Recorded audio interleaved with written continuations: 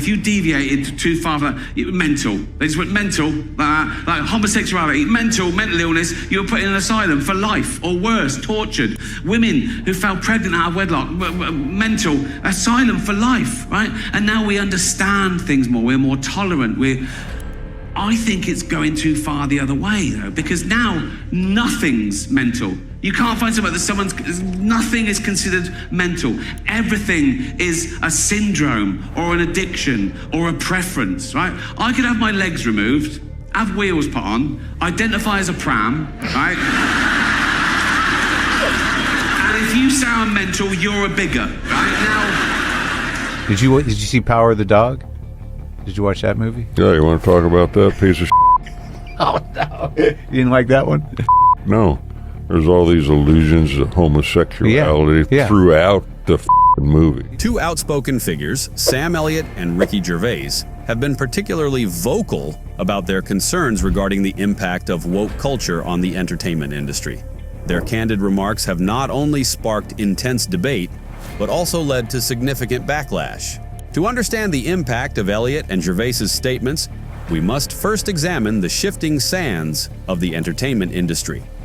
In recent years, Hollywood has faced increasing pressure to diversify its ranks both in front of and behind the camera. This push for inclusivity comes after decades of criticism regarding the industry's lack of representation for minorities, women, and LGBTQ+ individuals. Let's just say everything woke culture. Today, this woke culture thing has become the central theme of every movie. And if you don't agree with the message they're passing across, then you're canceled. And that was what happened to Sam Elliott. Elliott has long been synonymous with the American Western. His rugged charm and no-nonsense attitude have made him a beloved figure in Hollywood for decades. However, in 2022, Elliott found himself at the center of a firestorm when he shared his thoughts on Jane Campion's Oscar-nominated film, The Power of the Dog. Did you see Power of the Dog? Did you watch that movie? Yeah, you want to talk about that piece of Oh, no. You didn't like that one? No. Okay, why? I'll tell you why. Okay. I read I didn't like it anyway. Yeah. I looked at it when I was down there in Texas during 1883. Yeah. And what really brought it home to me the other day, where I said, do you want to talk about it? Yeah. There was a full-page ad out in the LA Times, and there was a review, not a review, but a clip, blurb? A clip, yeah. Yeah. And it talked about the evisceration of the American myth. Huh. And I thought, what the What does that mean? This is the guy that's done Westerns forever. For his whole life. The evisceration of the American West. I mean, they made it look like, what are all those dancers, those guys in New York that wear bow ties and not much else? Uh-huh. Remember them from back in the day? Oh, the Chippendales? Yeah. Yeah. That's what all these cowboys in that movie looked like. Uh-huh. They're all running around in chaps and no shirts. There's all these allusions to homosexuality throughout the movie. Yeah. I think that's what the movie's about. Yeah. Well, what the does this woman from... Who, Jane Campion? Yeah. She's a brilliant director, by the way. I love her work. Right. Previous work. Sure. But what the does this woman from down there New Zealand. New Zealand. Right. Know about the American West? And why in the does she shoot this movie in New Zealand and call it Montana? It's good. This movie. And say, this is the way it was. This got you, this movie. So that rubbed me the wrong way, pal. Yeah. Elliott's comments quickly went viral on social media, leading to widespread criticism. Many labeled him as out of touch, or worse, sexist and homophobic. The backlash even prompted a response from Jane Campion herself, who called Elliott's remarks sexist. Were you surprised by Sam Elliott's comments? I think Sam, look, what can I say? I'm sorry, he was being a little bit of a bitch. And I'm sorry to say it, but he's not a cowboy, he's an actor. And the West is a mythic space, and there's a lot of room on the range. And, I think it's a little bit sexist, because if you think about the number of amazing westerns that were made in Spain by Sergio Leone, I consider myself a creator. And I think he sees me as a woman or something lesser first, and I don't appreciate that. The veteran actor's main points of contention were twofold.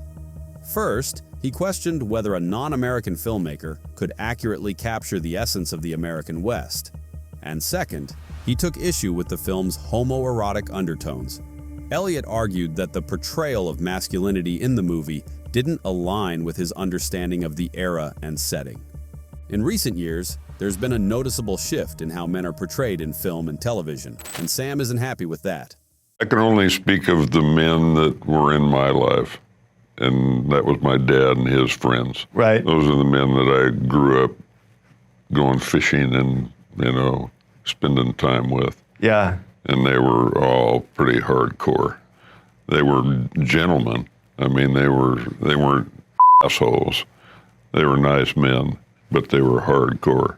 They were hard-working men. Following the backlash, Sam Elliott issued a public apology for his comments about the movie. Sam, you had some well-publicized comments in a podcast, and you had mentioned Power of the Dog and Jane Campion. And they seemed far afield of the guy I met and spent a bit of time with down there on that Texas set. And every now and then a cowboy falls off his horse. So I just wanted to put it out there. Is there anything that maybe you want to say to sort of clarify? Yeah, first, don't go do a podcast whose call letters are WTF. That movie struck a chord with me. And in trying to tell the guy, the WTF guy, how I felt about the film, I wasn't very articulate about it. I didn't articulate it very well. And I said some things that hurt people. And I feel terrible about that. While Sam Elliott found himself backpedaling from his comments, another voice in Hollywood has made a career out of being deliberately provocative. Ricky Gervais, the British comedian known for hosting the Golden Globe Awards, has repeatedly targeted what he calls woke culture in his stand-up specials and public appearances. Hey, before we dive into what Ricky Gervais had to say about the woke movement, if you're enjoying this video, hit that subscribe button now. You won't miss a thing when it comes to anything against the woke culture. Go ahead, subscribe. It's the least offensive thing you'll do all day. Gervais's approach to comedy often involves pushing boundaries and challenging societal taboos. His Netflix special, Supernature, sparked intense controversy due to jokes about transgender individuals. Oh, women. Not all women. I mean the old-fashioned ones. The old-fashioned women. Oh, God. The ones with wombs. Oh. Those fucking dinosaurs. No, I love the new women. I know the new women. They're great, aren't they? The new ones we've been seeing lately. The ones with beards and c***s. They're as good as gold. I love them. No, it's the old-fashioned. And now the old-fashioned, they're like, oh, they want to use our toilets. Why shouldn't they use your toilets? For ladies. They are ladies. Look at their pronouns. What about this person that isn't a lady? Well, his penis. Her penis, you f***ing bigot.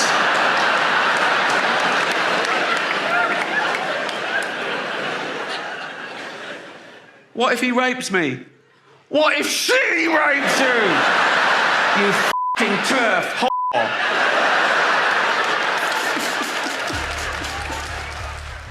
The backlash was immediate and fierce.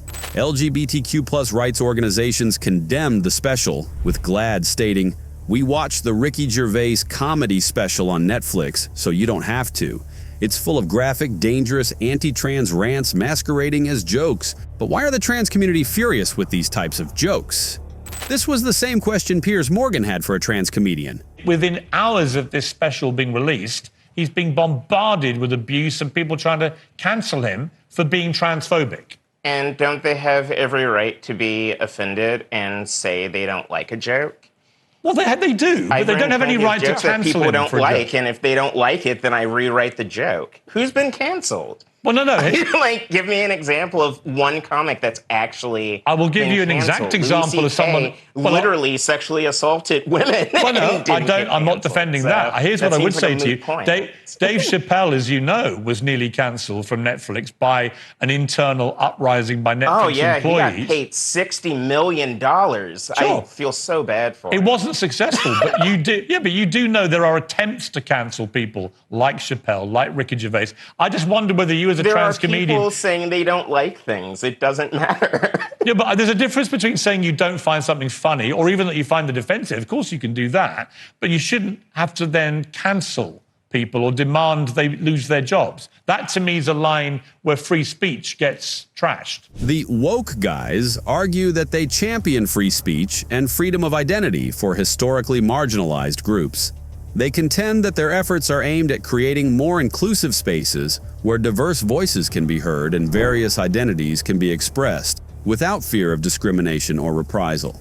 However, when faced with speech or expressions that challenge their beliefs or are perceived as offensive to the communities they aim to protect, some activists respond with calls for deplatforming, boycotts, or other forms of what has been termed cancel culture.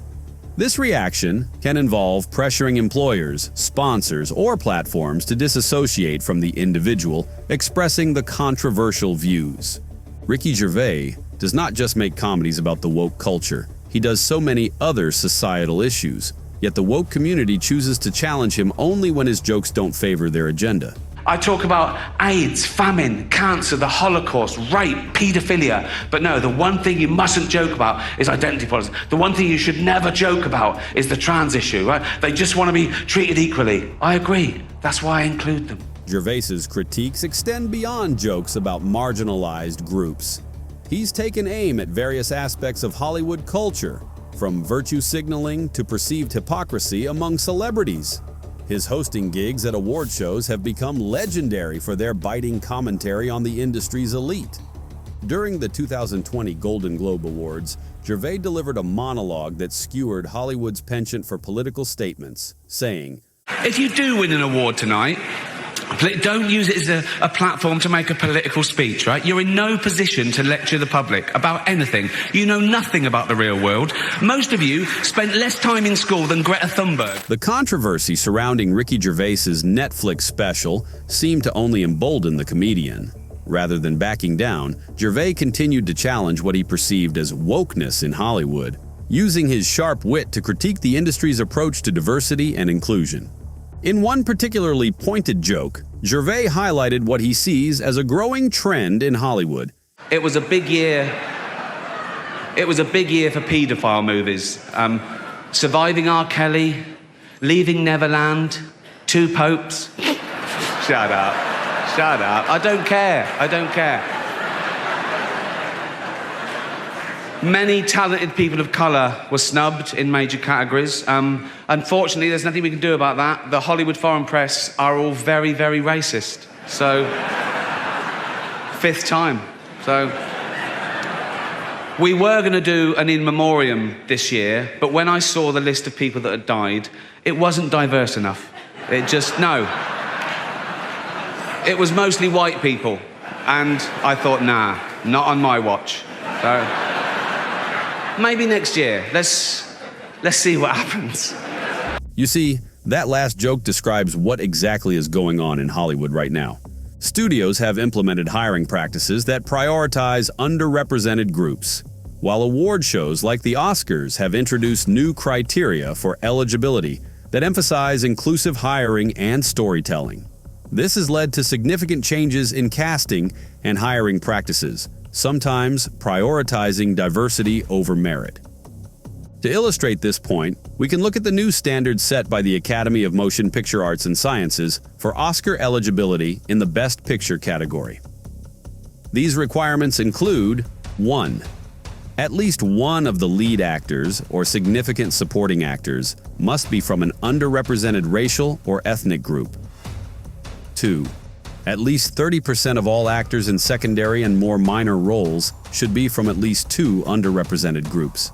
These standards, while aimed at promoting diversity, have sparked debate about their potential impact on artistic freedom and quality. And no wonder we have seen a lot of whack movies in recent years. The woke culture movement in entertainment extends beyond film and television. In early 2023, the estate of beloved children's author Roald Dahl announced plans to alter some of the language in his classic books to remove potentially offensive terms. This decision sparked a significant backlash, with many arguing that it amounted to censorship and a distortion of Dahl's original work. The latest editions were to be edited to remove language that was deemed offensive. Changes included removing the word fat from the books, with Charlie and the Chocolate Factory character Augustus Gloop instead being described as enormous. The Oompa Loompas were also changed to be gender-neutral small people. Ricky Gervais was among those who spoke out against these changes. In a series of tweets, he made his stance clear. Gervais wrote, "This is me pondering whether they'll change any of the words I've used in my work after I'm dead to spare those who are fragile and easily offended. Words like fat and ugly and cunt and f*** and fat, ugly, greedy, pathetic little stupid f***ing stuff like that." The post was shared alongside a black and white image of Gervais staring into the distance. One user responded, "What if those words appear on your gravestone? It won't matter." To which Gervais replied, "I'm going to insist on it." He later shared a tongue-in-cheek post in which he wrote, "I've changed my mind. I think we should ban the words fat and ugly. No reason." The post was accompanied by an unflattering topless picture of Gervais. As a result, the Roald Dahl publisher, Penguin, U-turned on its decision to censor the books.